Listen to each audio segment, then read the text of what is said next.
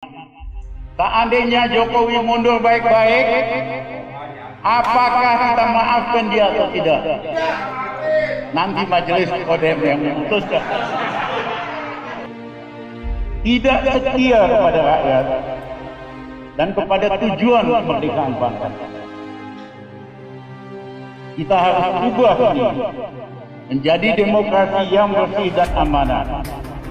Baru demokrasi bekerja untuk keadilan dan kemakmuran, bukan untuk bandar dan bukan untuk negara.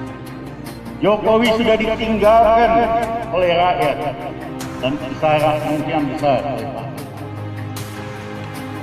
Padahal masih 3 tahun lagi, tahun 2024. Pasca jadi presiden, Jokowi akan powerless, tidak ada kekuasaan. He will be no more, no less, nobody. Jokowi harus mendukung penghapusan threshold, jadi nol. Hanya dengan cara itu, Jokowi punya pengaruh pasca jadi presiden.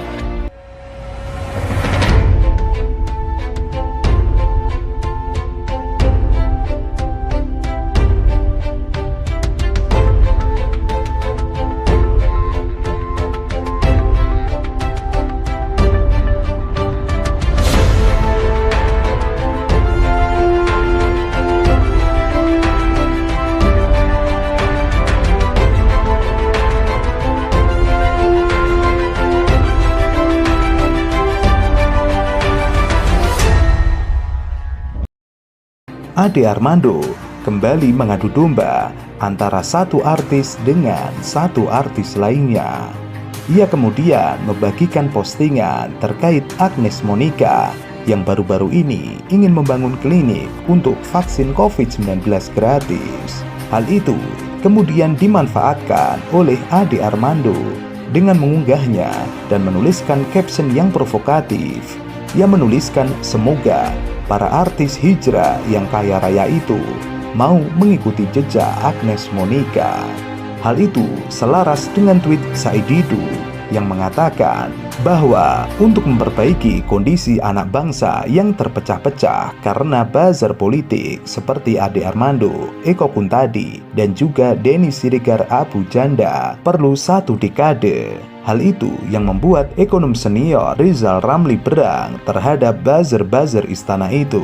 Pasalnya, dia selalu dibunuh karakternya dengan menteri pecatan. Selain itu, ia juga memberikan kritikan kepada Presiden Jokowi. Ia meminta Jokowi untuk mundur saja dari jabatan presiden karena beberapa hal. Alasan pertama yang disebut Rizal Ramli adalah rakyat Indonesia sudah tidak menghormati Jokowi lagi. Padahal ketika di awal kepemimpinannya, Jokowi sangat dihormati dan disegani oleh masyarakat. Bahkan orang-orang yang membuli Jokowi langsung dibuli oleh masyarakat. Namun sekarang seperti terbalik, orang yang memuji Jokowi malah dibuli oleh masyarakat. Jokowi bahkan menjadi bahan candaan masyarakat, bahkan dilecehkan dan ditertawakan. Hal itu menurut Rizal Ramli disebabkan karena banyaknya kebijakan-kebijakan pemerintah Jokowi yang tidak mendukung kepentingan rakyat banyak. Kasihan rakyat dikorbankan, 2 tahun ini kan sudah hancur-hancuran. Masa mau ditambahin lagi 3 tahun? Itu juga menghindari konsekuensinya.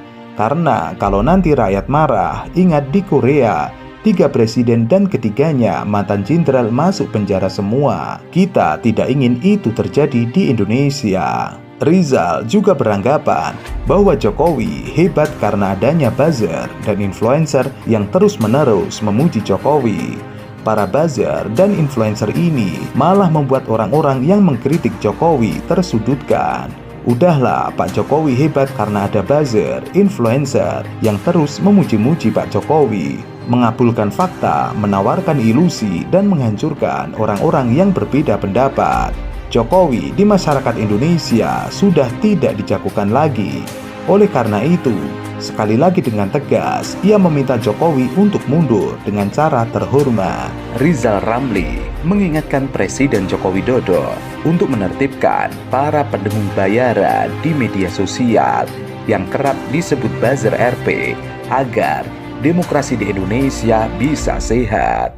Sebut saja Eko Kuntadi, Denny Siregar, Ade Armando, dan juga lainnya. Menurut tokoh gerakan mahasiswa 77-78 itu, para buzzer RP hanya mampu membuat ilusi dan memfabrikasi kebohongan untuk memecah belah anak bangsa. Rizal Ramli meyakini dampak dari perilaku buzzer RP akan merusak kewibawaan Presiden Jokowi dan menodai citra pemerintah. Pasalnya, narasi yang digunakan sangat tidak ilmiah dan selalu ada unsur body shaming terhadap para kritikus yang selalu memaparkan solusi terhadap permasalahan bangsa. Kalau saya sendiri awalnya itu senang. Kenapa senang? Satu, mungkin dari sisi gaji juga cukup gede lah untuk anak seumuran saya. Terus yang kedua itu adalah saya bisa tahu kondisi politik itu langsung dari ring pertama. Jadi kalau orang misalnya sama ini cuma ngomong ini tuh kayak gini, ini kayak gini, kayak gitu. Tapi saya sering, gara-gara saya jadi buzzer, saya sering kayak diajak rapat atau diundang untuk mereka kayak konsolidasi bareng apa, dan itu tuh kadang-kadang yang datang ya orang-orang yang ada di ring pertama yang melakukan itu. Beda-beda ya. Gua pribadi waktu itu di atas 6 karena posisi gue cukup lumayan sebenarnya. Per bulan dong. Ya kayak kerja UMR biasa aja sih sebenarnya. Waktu itu gue karena memang itu dibilangin pekerjaan, ya udah sebagai kerja biasa. Waktu itu gue di atas 6 karena waktu itu gue sempat megang posisi. Cuma standarnya UMR. Lumayan cukup mengganggu sih, karena kan yang tadi bilang kerja situasional, kadang lagi libur tiba-tiba di kontrak harus masuk apa segala macam itu, jadi nggak ada kontrak yang jelas. Itu yang bikin agak sakit. Iya, sering, karena mungkin saya perempuan dan saya bukan perokok. Saya satu ruangan itu waktu itu perokok semua. Saya sampai kena kelenjar getah bening pas diperiksa waktu itu, sampai masalah ke paru-paru sih, karena sering pulang malam, terus habis gitu kena sering asap rokok segala macam gitu. Justru karena saya sakit itu akhirnya keluarga makin kayak udahlah, nggak apa yang kamu dapat sama apa yang kamu keluar itu nggak sepadan, kayak udah mendingan keluar aja kayak gitu.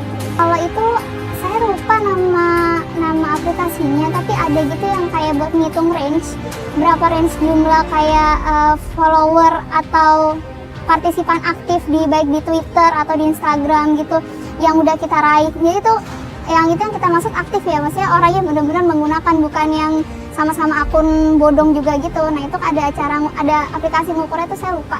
Dan itu ada targetnya. Cuma target pastinya berapa saya udah lupa sih soalnya. Rizal Ramli juga mempertanyakan jika influencer Nora atau perusak bangsa itu tidak dibiayai oleh keuangan Jokowi, apakah mereka akan lebih baik bagi image dan kesatuan bangsa?